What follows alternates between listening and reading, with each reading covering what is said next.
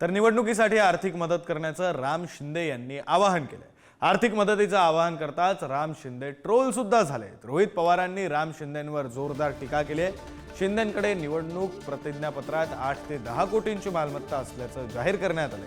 राम शिंदेंनी आर्थिक मदत मागणं हे हास्यास्पद असल्याचं रोहित पवार म्हणाले।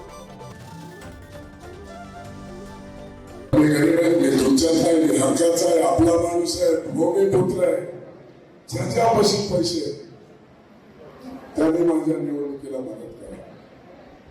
गुगल पे, फोन पे, पेटीएम, कोणाला वाटलं ना 10 रुपये टाका तेवढंच, कोणाला वाटलं ना 15 रुपये टाका तेवढंच, कोणाला वाटलं ना 100 रुपये 100 रुपये टाका।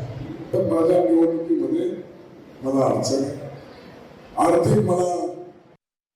पण मी आधी सुद्धा सांगितलं, भाजपकडनं खूप मोठा निधी इलेक्शन लढण्यासाठी प्रत्येक उमेदवाराकडे आलेला, राम शिंदे सरांकडे सुद्धा आलेला आहे।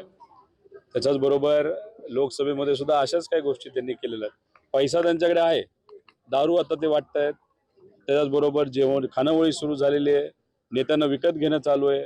मग अशा गोष्टीसाठी सामान्य लोकांचा पैसा तुम्ही वापरणार?